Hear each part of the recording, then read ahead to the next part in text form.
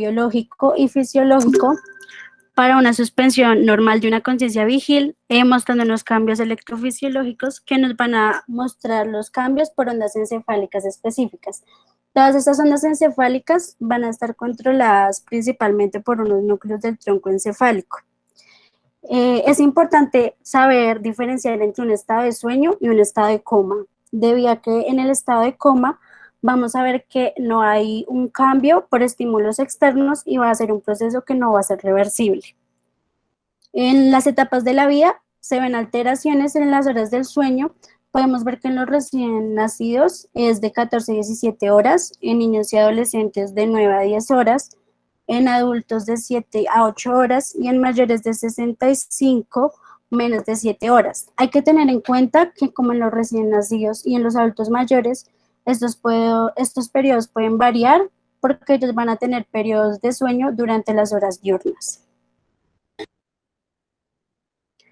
Durante el sueño vamos a presentar diferentes cambios, como pueden ser metabólicos en los niveles de glucógeno del encéfalo, en la temperatura, en la presión arterial, en la frecuencia cardíaca, frecuencia respiratoria, movimientos oculares y movimientos musculares, y principalmente en los cambios de la percepción. La falta de sueño puede tener consecuencias como un deterioro en la memoria y disminuir las capacidades cognitivas. Si esta falta de sueño es muy persistente, ya va a llegar a una alteración en el estado de ánimo y presencia de alucinaciones y otros trastornos que les explicaré más adelante. Es importante saber que vamos a tener unos estados conductuales. Estos se dividen entre sueño ligero y sueño profundo dentro de una fase no REM, sueños con movimientos oculares rápidos en una fase REM, y el estado de vigilia vamos a tener pues una vigilia relajada y una vigilia con atención concentrada. Estas actividades son rítmicas y duran aproximadamente 24 horas, 8 horas de sueño y 16 horas de vigilia. Al unir todos estos estados conductuales es lo que nosotros conocemos como ciclo circadiano.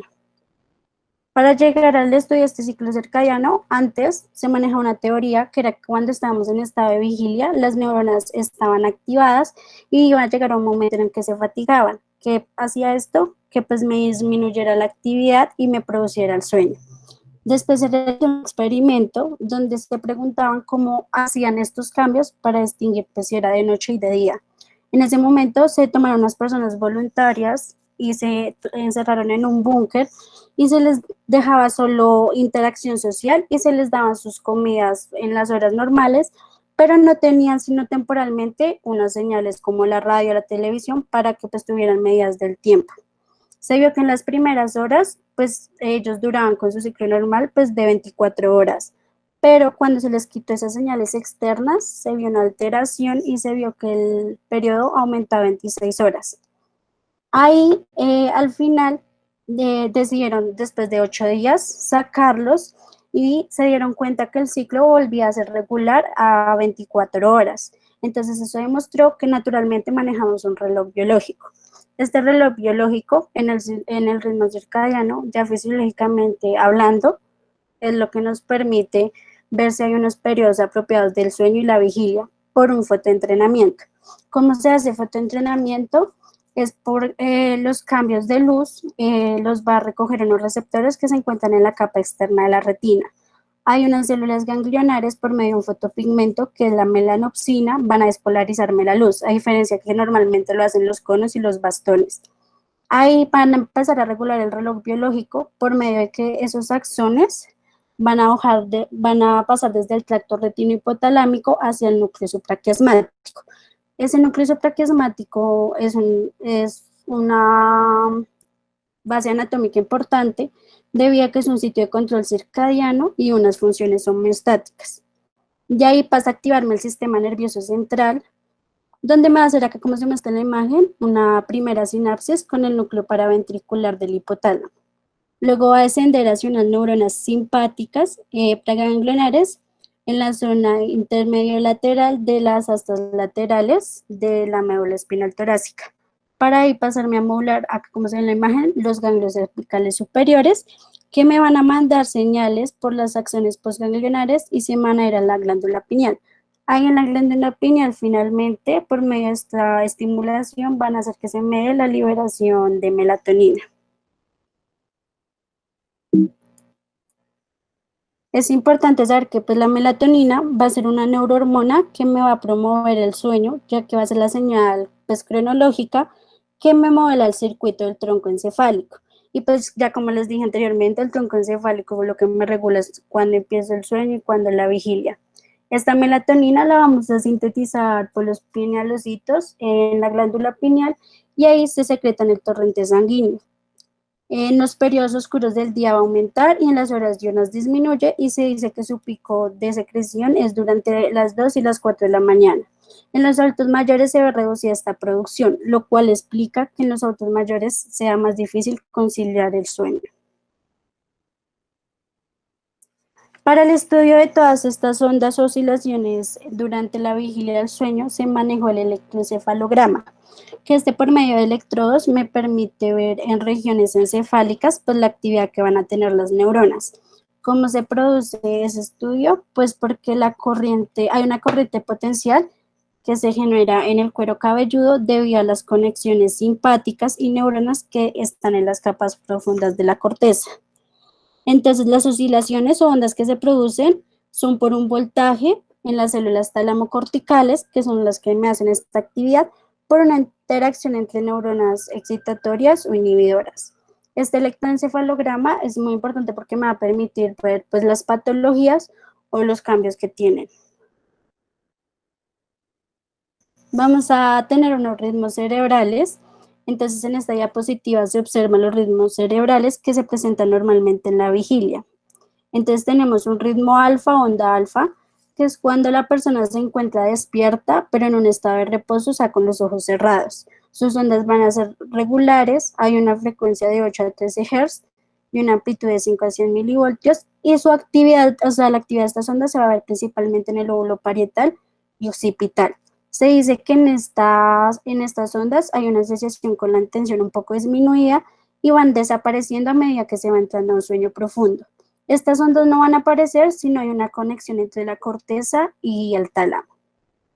Vamos a tener las ondas beta, que ya son una estimulación sensorial o una concentración mental. Estas se dan cuando la persona tiene una respuesta de alerta o se encuentra en despertamiento. Su frecuencia aumenta de 13 a 30 Hz y se ve su actividad en el lóbulo parietal y frontal.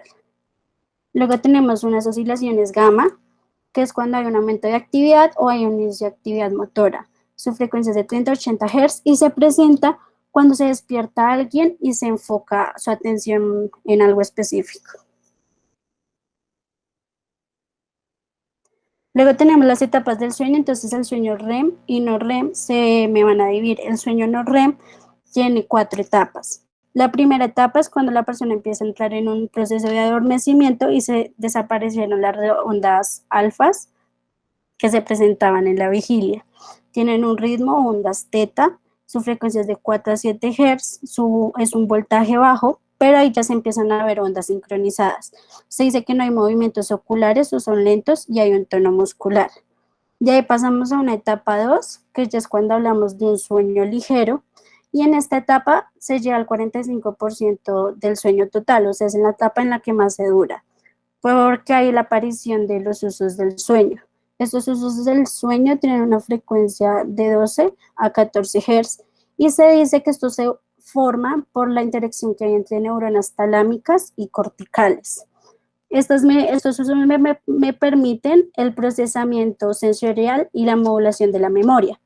Se relacionan que en la enfermedad de Alzheimer estos usos están disminuidos, por lo que también se relaciona con la falta de memoria. También tenemos la aparición de unos complejos K bifásicos, que este es un mecanismo de inhibición para que la persona no pueda ser despertada. De ahí se pasa a una etapa 3, que son unas ondas o ritmo delta, que es de 0,5 a 4 Hz, y es cuando los usos del sueño anteriormente se ven disminuidos. Ahí pasamos a una etapa 4, que son ondas lentas rítmicas, que ya es cuando hablamos de que el sueño es más profundo.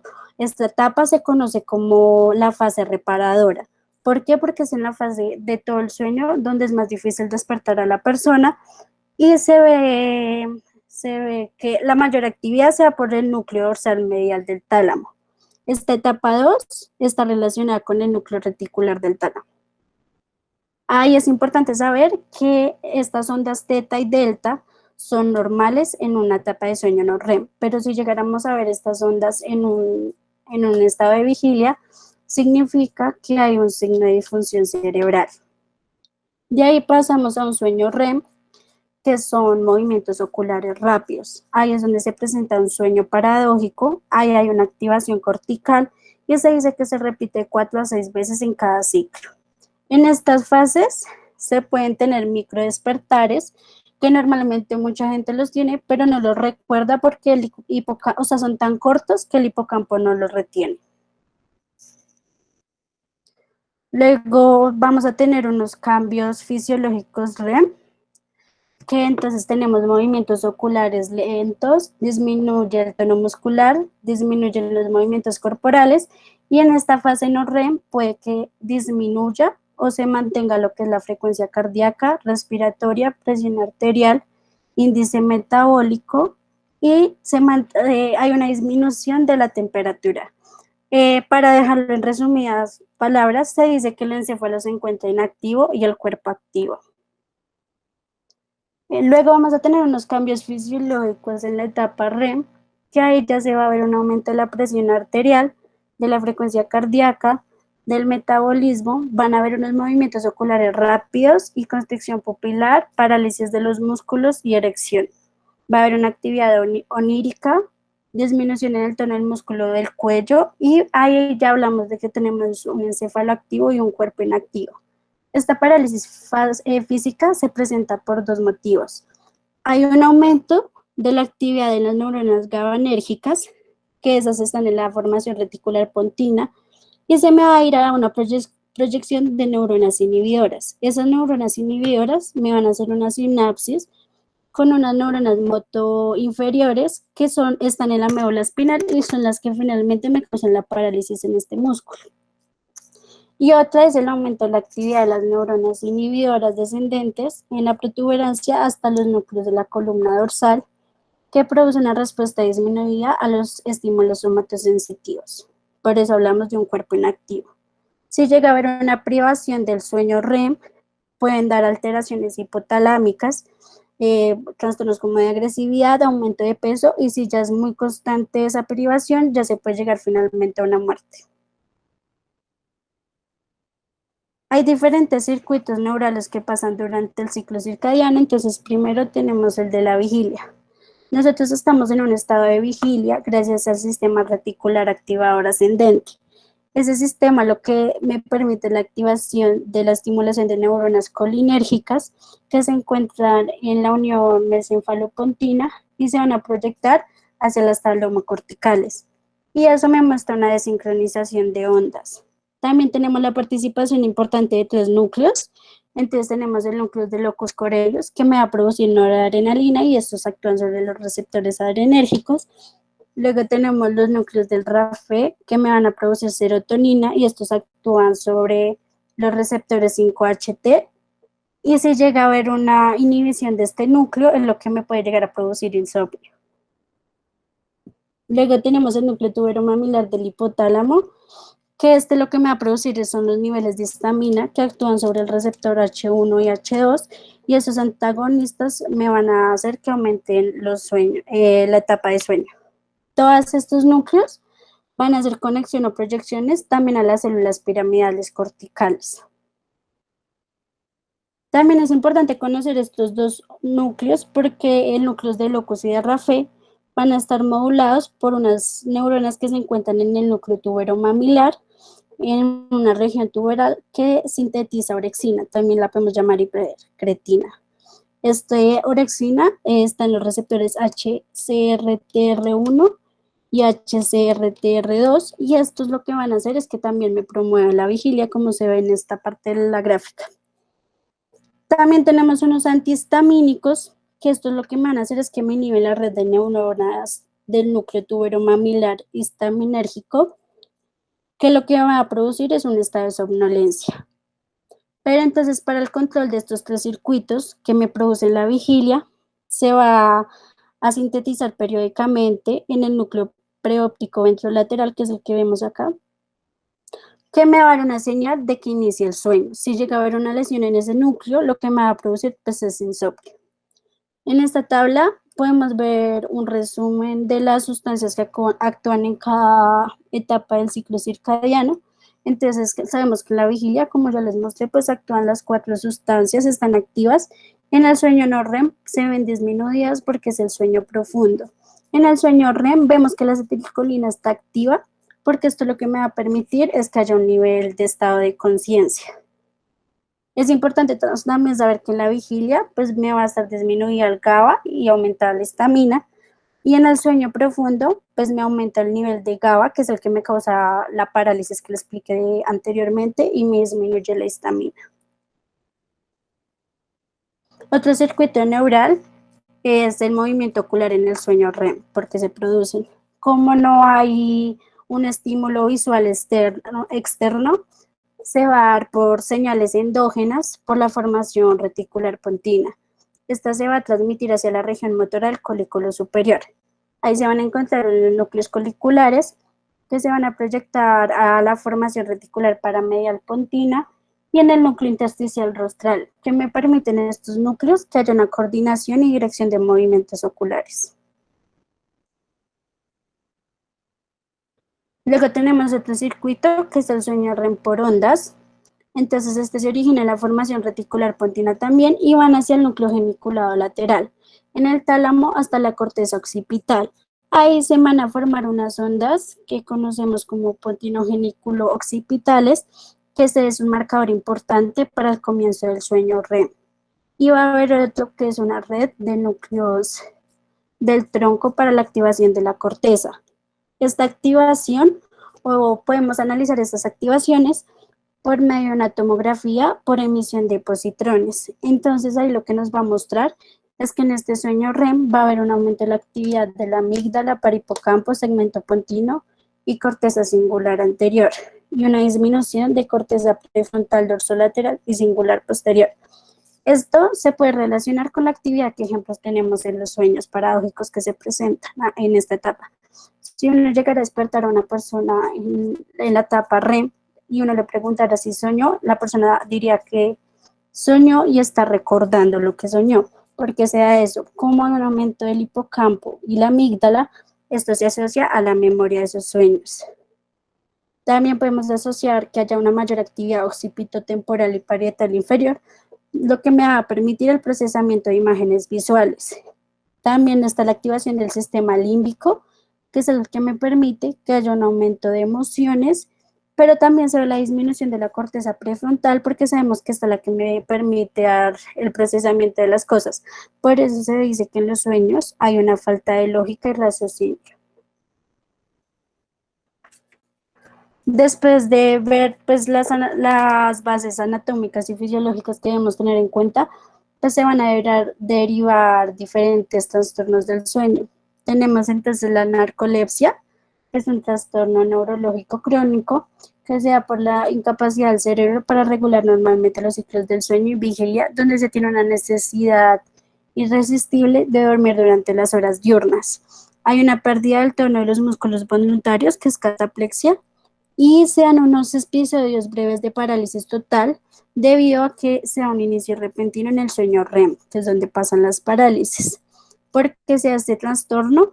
Porque el cerebro hace una producción menor de orexina en el hipotálamo. Y sabemos que la orexina es una hormona que me permite entrar en un estado de vigilia.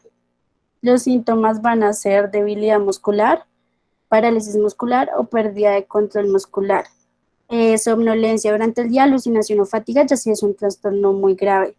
Y el tratamiento se va por medicamentos estimulantes, potenciadores cognitivos, antidepresivos e inhibidor selectivo de la recaptación de serotonina. Otro trastorno del sueño son las parasomnias, que es un trastorno de la conducta durante un sueño asociado con episodios breves o parciales del despertar. No hay una interrupción importante del sueño ni una alteración del nivel de vigilia diurno. En estos tres se presenta pues el sonambulismo, terrores nocturnos y pesadillas. Nosotros, el sonambulismo se presenta durante el sueño profundo, o sea, la fase no REM. Y acordémonos que en la fase no REM el encéfalo está inactivo, pero el cuerpo activo. Eso es lo que explica que la persona no recuerde lo que pasó, pero se hayan movimientos corporales durante el trastorno. Se dice que este se va quitando con la edad. También tenemos los terrores nocturnos y pesadillas, que lo que los puede diferenciar es que el terror nocturno se presenta más que todo en el sueño profundo, por lo tanto no lo recuerda. Cambio, la pesadilla es en la fase REM. Y eso se da por un aumento en la actividad del sistema nervioso central.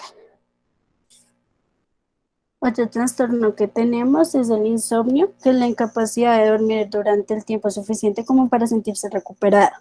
Se puede ver a estrés, cambios de horarios o exceso de cafeína. Hay un insomnio grave que se relaciona con trastornos psiquiátricos como la depresión y afecta a los sistemas colinérgicos, adrenérgicos y serotoninérgicos que controlan el ciclo. Ahí se maneja con antidepresivos y como se les decía en la charla anterior, estos antidepresivos lo que van a hacer es que van a aumentar el nivel de serotonina, que son los que me regulan el estado de vigilia. Tenemos otros dos trastornos, que es la apnea obstructiva del sueño y apnea del sueño central, que estos se dan porque se reduce el flujo de aire o porque no llegan las señales suficientes a las neuromotoras frénicas que controlan el diafragma. Este es un post que te resume todas las diapositivas y las bases que hay que tener en cuenta como básicas anatómicas y fisiológicas que la encuentran en las redes del semillero. Y gracias. Entonces, más que preguntar, voy a decir unas cosas, pero puntuales para no alargarse. Entonces, uno, la función del sueño es importante, no solo para prevenir enfermedades neurológicas, sino también estudios de ratas que se han privado del sueño y otras que no, que se les ha dado buena comida, pero los únicos factores que se privan del sueño es que se han muerto no solo de trastornos neurológicos, sino también de trastornos cardiovasculares. Incluso las ratas que se privaron de sueño tuvieron obesidad y finalmente murieron. Y también tenían ciertas conductas antes de morir de agresividad entre ellas mismas. Otra cosa puntual, el reloj biológico del cuerpo, o sí, el reloj biológico, el que marca el ciclo circadiano es el núcleo supraquiasmático. Listo. Es el núcleo supraquiasmático, por lo que vimos que tiene una conexión con la parte ocular, la luz propiamente solar y la producción del sueño. Otra cosa, las dos pues, hormonas o neurotransmisores específicos, la serotonina y la melatonina. Bueno, importantes esas dos. Se han visto también, ya viendo para la parte de patología, digamos, personas con Alzheimer, se han visto que no entran a estas fases de sueño profundo, no hacen esos complejos K, no hacen los usos del sueño y no hacen las ondas delta. Y se asocia que cuando uno no tiene ondas delta, cuando uno no tiene usos del sueño, es cuando tiene pérdida de la memoria. Entonces es importante dormir las horas que son, es importante hacer todas estas fases desde no REM 1 hasta REM, para procesos de consolidación de memoria e incluso para prevención de otras patologías. Ahorita últimamente no voy a extender y espero explicar en otras charlas esto, pero es muy importante la función que tiene el sistema linfático en el sueño, y el sistema linfático es como el sistema que limpia el cerebro, el líquido cefalorraquídeo y todo esto. Es importante porque ese sistema linfático, y quiero que lo lean, no lo extiendan, o si algo después en una charla lo explicamos, se activa solo en las fases del sueño y no todas las fases del sueño, sino en las fases de sueño profundo. Entonces eso también tiene que ver una correlación fisiopatológica con ciertas enfermedades y sobre todo las neurodegenerativas. Dentro de todos los trastornos tenemos muchos trastornos, pero quiero que le pongan cuidado a uno, que es el trastorno de la conducta del sueño REM, porque es muy frecuente, pero nosotros no lo percibimos, incluso cualquier familiar de nosotros lo puede llegar a sufrir, y es ese niño que efectivamente a las 8 de la noche está acostado bien en la parte superior de la cama, y cuando nos despertamos muy bien, sea 4, 5, 7 de la mañana, está ya en la parte inferior de la cama. ¿Por qué razón? Porque nosotros sabemos que en el sueño REM, muy bien lo explicó la compañera, se da esa atonía muscular, se dan esos sueños vividos y se dan los movimientos oculares rápidos. Entonces, ¿qué pasa en este trastorno? Efectivamente están los movimientos oculares rápidos, están los sueños vividos, pero estos pacientes no presentan la atonía que se tiene que presentar. Entonces, por eso que los sueños vividos hacen que haya movimientos y por eso es que terminan al final de la cama. Y ya para finalizar, digamos, aquí esta pequeña esta intervención, antes de pensar en trastornos del sueño, en niveles de la recaptación de serotonina, como los antidepresivos tricíclicos y el uso de trazona, debemos de pensar en cosas tan fundamentales como regular el sueño, acostarnos a la hora que es, despertarnos, dormir mínimo 7 horas, es lo que recomiendan. Y también, incluso ya el que no, esas conductas no le sirvieron, es importante que, digamos, uno hicieron un estudio que, a ver si, mejor dicho, la estimulación con luz azul, había que, exactamente, como dicen aquí en el CENIE, entonces el estudio fue estimulación con luz azul o estimulación con luz solar. Pues resulta que los de la luz azul, pues sí han demostrado ciertos de que pronto pueden ayudar con estos trastornos, pero la mejor es la luz solar. Y otra cosa que utilizan mucho antes de pensar en farmacología más extensa y que puede tener otras interacciones, el uso de melatonina, entonces es común encontrarla y se puede encontrar fácilmente en las tiendas naturistas. Entonces eso era lo que quería decir, es importante conocer las fases del sueño, es importante conocer de que todo esto no solo trae problemas neurológicos, sino problemas a nivel sistémico, diabetes, problemas cardiovasculares, renales y demás. Bueno, los invito a que lean un poco el sistema linfático y su asociación en el sueño, que es algo que no ha sido muy estudiado, es reciente, pero ha mostrado alta relevancia. Incluso también quiero que lean en la parte de sistema linfático y encefalopatía traumática crónica, jugadores de, se me olvidó el nombre, jugadores de rugby y otros, y en boxeadores, incluso porque boxeadores presentan esta patología, presentan Parkinson, presentan enfermedades neurodegenerativas.